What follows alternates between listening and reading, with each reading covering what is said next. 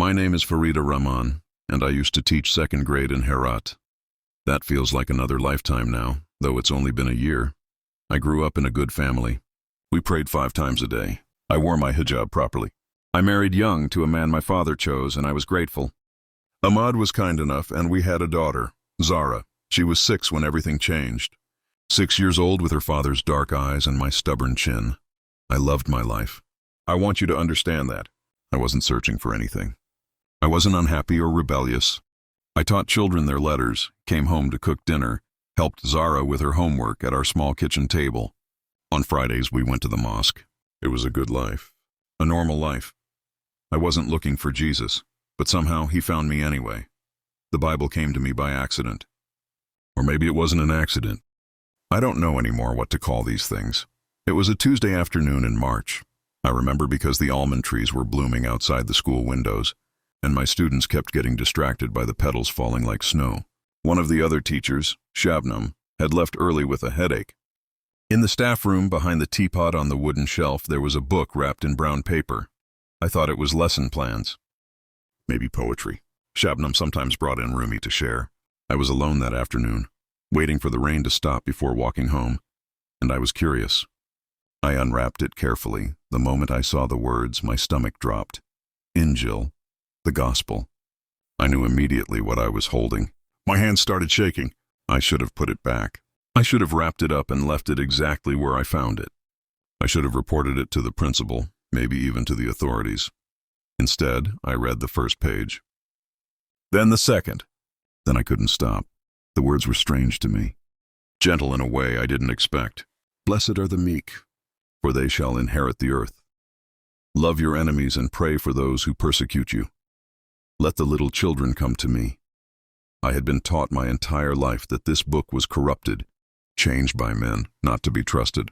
But reading it, sitting there in the empty staff room with rain drumming on the windows, I felt something I can't quite name, like water on dry ground, like a key turning in a lock.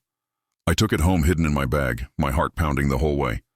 I felt like a thief. I was a thief, I suppose. At home, I hid it under my mattress in the very center where no one would feel it. I only read it late at night when Ahmad was asleep and Zara was dreaming. By the light of my phone, terrified someone would notice. Every night for 2 weeks, I read. The Sermon on the Mount, the parables, the crucifixion, the resurrection. Parts of it confused me. Parts of it challenged everything I thought I knew. But parts of it felt like they were written specifically for me, for this moment, for questions I didn't even know I had. Then the dreams started. The first one was simple. A man in white standing in a field of light, reaching out his hand to me. No words, just that gesture. Come. When I woke up, I was crying, and I didn't know why. My pillow was wet. Ahmad asked if I was okay, and I lied and said I'd had a nightmare. The second dream came a week later. The same man, but this time he spoke. His voice was kind, gentle. Come to me, he said. I am the way, the truth, and the life. I knew who he was. I knew, and it terrified me. I tried to stop. I really did. I wrapped the Bible back in its brown paper and put it back in the staff room exactly where I'd found it. I tried to forget what I'd read, tried to push the dreams out of my mind. I prayed harder at the mosque. I recited the Quran more carefully. I tried to be a better Muslim, thinking maybe this was a test, a temptation I needed to resist. But the dreams continued, night after night after night. Sometimes Jesus was holding children and they were laughing. Sometimes he was teaching a crowd and I was sitting there listening, hungry for every word. Sometimes he was healing the sick, touching lepers, embracing outcasts. Sometimes he was simply there, standing beside me, and I felt a peace I had never known in my life. I started praying to him.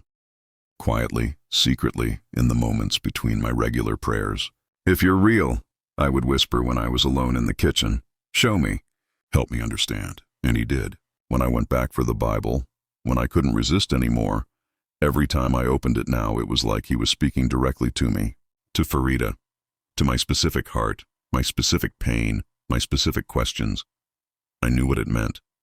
I knew exactly what I was risking. In Afghanistan, apostasy is death. Leaving Islam is unforgivable. Everyone knows this. It's not hidden or debated or negotiable. It simply is. I had seen what happened to people who were even accused of disrespecting the Quran. I knew women who had been killed for less. but I couldn't stop. The pull was too strong. The truth of what I was reading felt more real than anything I'd ever known. One night in late April, alone in my kitchen at 2 a.m, I whispered the words out loud for the first time. I believe, Jesus, I believe you are who you say you are. I believe you died for me. I believe you rose again. It felt like stepping off a cliff, like dying and being born at the same time. I wept harder than I'd ever wept in my life, but they weren't tears of sadness. They were tears of relief, of release, of finally coming home to something I didn't know I'd been missing. I thought I could keep it secret. I thought I could be Christian in my heart and Muslim in my life. For Zara's sake, for my family, for survival. I tried so hard to maintain the balance, but something changed in me that others could see. I didn't realize it at first, but people noticed. I was gentler with my students, more patient when they struggled with their letters. I stopped gossiping with the other teachers during lunch.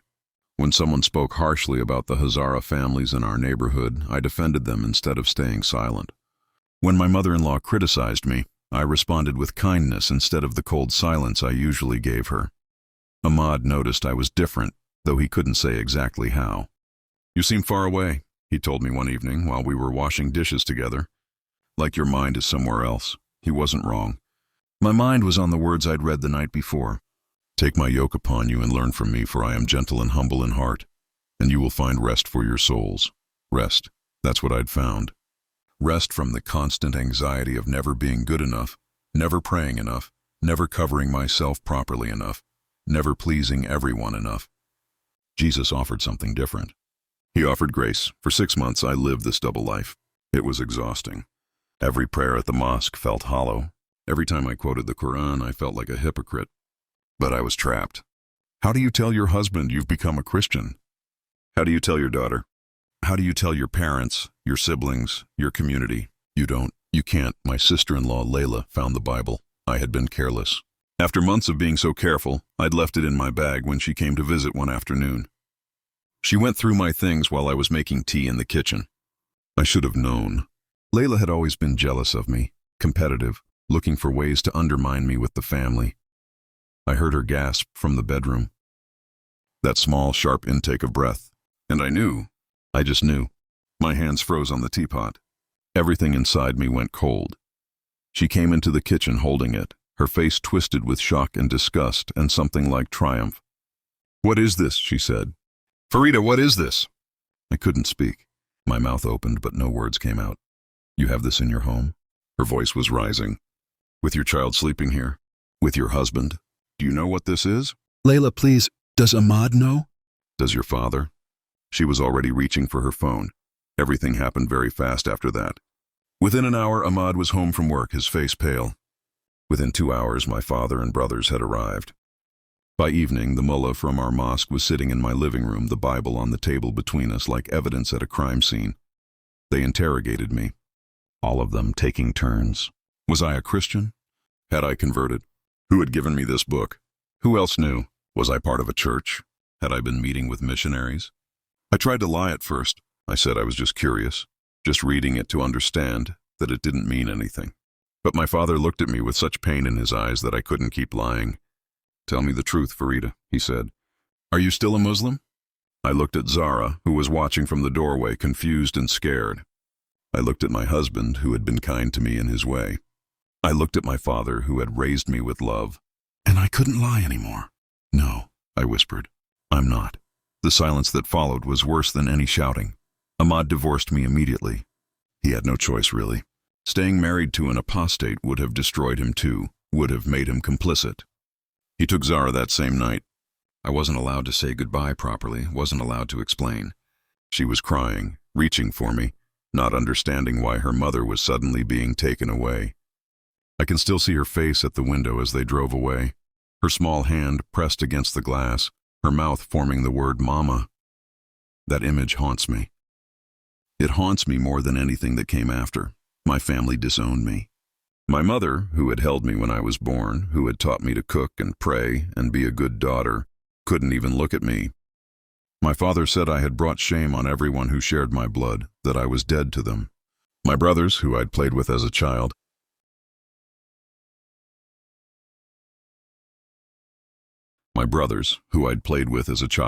stopped speaking my name.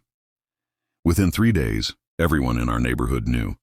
The school teacher who had abandoned Islam, the apostate, the betrayer. Women who had been my friends crossed the street to avoid me. Shopkeepers refused to sell to me. Someone threw stones at my window at night. The authorities came for me within a week. There was a trial, if you can call it that. I sat in a room full of men who asked me the same questions over and over. Would I recant? Would I confess my error? Would I return to Islam and beg forgiveness?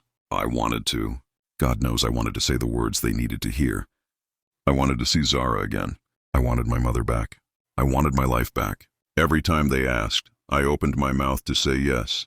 Yes, I'll come back. It was a mistake. I was confused, but I couldn't. Every time I tried, I felt Jesus there, closer than my own breath. I am with you, he seemed to say. Even here, especially here, I will never leave you. They sentenced me to death by stoning. The mullah who pronounced the sentence actually looked sad. You were a good woman, Farida, he said quietly. Why did you do this? Why did you throw everything away? I had no answer he would understand. How do you explain encountering truth? How do you explain that what looks like loss is actually gain? How do you explain that you'd rather die as a Christian than live as a Muslim? Not because Islam is evil, but because you've tasted something more real than anything you've ever known. The prison was small and cold, built during the Soviet era and barely maintained since. There were other women there, most arrested for so-called moral crimes, running away from abusive husbands, disobeying fathers, refusing marriages, being in public without a male guardian. We shared 2 cells and a small courtyard where we could see a rectangle of sky. I thought I would be alone in my faith, but I wasn't. Even there, especially there, Jesus was present. More present than he'd been when I was free. In that dark cell, he was light. In that place of condemnation, he was grace. I prayed constantly. Not the formal prayers I had grown up with, the practiced recitations, but simple conversations. I'm afraid. Help me. I miss my daughter so much, it's like a physical pain. Give me strength. Don't let me deny you. And somehow, impossibly, I felt answered. Not with audible words, but with a presence, a warmth, a peace that made no logical sense given where I was and what was coming. The other women were curious at first, then cautious, then slowly interested. What is Christianity? Why would you choose this? What did you find that was worth dying for? At night, in whispers, I told them about Jesus, about the dreams, about the peace, about a God who loved them individually and completely, who knew their names, who saw their suffering and didn't turn away. Some scoffed. Some got angry and told me to be quiet, but some listened. Rahima, a woman in her 40s who'd been arrested for leaving her violent husband, asked me to pray for her sick son. I did, every single day. When she received word 2 weeks later that he had recovered unexpectedly, she wept and held my hands through the bars between our cells. Your Jesus heard you, she said. He heard you. I knew my execution date. They told us these things openly. 3 weeks, then 2 weeks, then 1 week, then 3 days. I tried to prepare my heart. I wrote a letter to Zara that I knew she would never receive, telling her I loved her, that I was sorry, that I hoped someday she would understand. I forgave everyone who had hurt me. I forgave Ahmad for taking her away. I forgave Layla for exposing me. I forgave my parents for abandoning me. I was as ready as I could be, or I thought I was. The night before the stoning, I couldn't sleep. How do you sleep when you know the morning will bring your death? I sat in the corner of my cell praying, singing hymns softly that I had memorized from the Bible. The Lord is my shepherd, I shall not want. He makes me lie down in green pastures. He leads me beside still waters. He restores my soul. The other women were quiet that night, respectful. Even the guards seemed subdued. Everyone knew what morning would bring. Around midnight, the ground started shaking. At first I thought I was dizzy from fear and lack of sleep. Then I realized the walls were moving. The ground was moving. An earthquake, not huge but strong enough. The walls cracked. Dust and small stones fell from the ceiling. The women were screaming. I heard guards shouting, running, trying to secure the building. The shaking went on and on. Maybe a full minute, maybe more. It felt like hours. When it stopped, everything was chaos. Alarms blaring, voices shouting, confusion everywhere. I stood up slowly, my legs shaking. I tried my cell door, I don't know why. Some instinct. It had been locked for weeks, checked multiple times a day. It swung open. Just opened. The lock was broken, wrenched apart by the shifting walls, the metal bent at an odd angle. I stood there staring at it, my hand on the door, unable to process what I was seeing. This wasn't possible. This didn't happen. Other cell doors were opening too as women pushed at them, testing. Some were still locked, but several had broken. Women were emerging into the corridor, crying, praying, some running immediately toward the exits. Rahima grabbed my arm hard. Her eyes were wide. "Go," she said urgently. "Farida, this is from your God. This is your deliverance. Go now." I walked through the corridor like I was in a dream. Nothing felt real. Guards were everywhere, but they were focused on the structural damage, on securing the main gate, on dealing with the crack in the outer wall where stones had fallen away. No one looked at me. It was as if I was invisible. I walked right past them, my heart hammering so hard I thought they must hear it. I walked out through the gap in the wall where the earthquake had broken it open. Into the street. Into the night. Into freedom. The city was in chaos. People everywhere. Families in the streets checking on each other, worried about aftershocks, assessing damage to buildings. I pulled my chador forward to hide my face and I walked. Just walked. I had no plan, no destination, no idea what to do next. But I felt led. "Turn here, go this way, cross this street." Not an audible voice, just a sense, a knowing. I walked all night through neighborhoods I'd never been to, down streets I didn't recognize. By morning I was at the edge of the city, near the road that leads west toward the border. A truck driver, an old man with a weathered face and kind eyes, stopped his vehicle and asked if I needed help. I didn't know what to say. I must have looked desperate, frightened, lost. He looked at me for a long moment. Something passed across his face, some kind of recognition or understanding. Then he opened the passenger door. "Get in," he said simply. He asked no questions. He gave me bread and water from his lunch. He drove me 40 kilometers and dropped me near a village, pointing to a house with a green door. "Go there," he said. "Tell them Ismail sent you. They will help. I've been traveling for 2 weeks now, moving from safe house to safe house, part of a network I didn't know existed, an underground church, believers who risk everything to help people like me. Hiding during the day, moving at night, always careful, always watchful. I have nothing now. No money, no identification papers, no family waiting for me anywhere. I've lost everything. My daughter, my home, my name, my entire identity, everything I was. But I'm not afraid. That's the strange thing. That's the part I can't explain to anyone who hasn't experienced it. I should be terrified. I'm a wanted woman traveling alone through one of the most dangerous places on earth. Every day could be my last. Every person I meet could be the one who turns me in. But I feel carried, held, protected by something bigger than circumstances. Each day I find water. Each day someone shares bread with me. Each night I find shelter. It's not always comfortable. I sleep on floors and sheds, once in a chicken coop. It's often frightening. I hear dogs barking and think they're coming for me. I see headlights and think it's the police. But I'm never alone. That's what I've learned. I thought losing everything meant being alone, but I was wrong. I've never been less alone in my entire life. I think about Zara constantly. Every hour of every day. I wonder what they've told her about me. I wonder if she thinks I abandoned her or if she knows somehow that I didn't have a choice. I pray for her more than I pray for myself. I pray she'll understand someday. I pray she'll know I didn't choose Jesus over her. I chose Jesus for her. To show her there's a love bigger than fear, a truth worth everything, a life more real than the one we're taught to accept. I don't know where I'm going. The network is trying to get me to Turkey, to a place where converts are protected. It might take months. I might not make it. So many don't. But I know who's with me. And somehow, impossibly, that's enough. I had a good life once. A normal life. A safe life. I taught children, cooked dinner for my family, drank tea with my mother. I knew exactly who I was and where I belonged. And I traded it for this. For freedom. For truth. For a pearl of such great price that everything else became worthless by comparison. People will ask me someday, if I survive, if I make it to safety and get to tell this story. They'll ask if it was worth it. Worth losing your daughter? Worth losing your family? Worth nearly losing your life?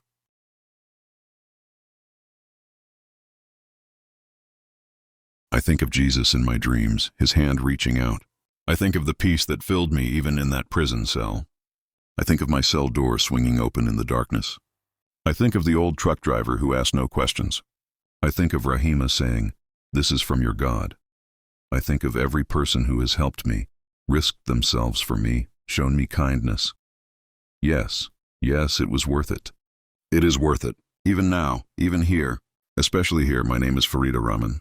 I lost everything, and I found everything, and I would do it again. Every single time, I would do it again. If my story has touched you, if it's made you think about faith, sacrifice, or what you would be willing to lose for truth, please subscribe. There are so many more stories like mine that need to be told. Stories of ordinary people who encountered something extraordinary and had the courage to follow it no matter the cost. Subscribe to hear them. Share this story. Let people know that even in the darkest places, even under the threat of death, faith survives. Love wins. Truth prevails. Thank you for listening. Thank you for bearing witness. May you never have to choose between your faith and your family. But if you do, may you have the courage to choose what's eternal over what's temporary. May you know, as I've learned, that what we lose for Christ is nothing compared to what we gain.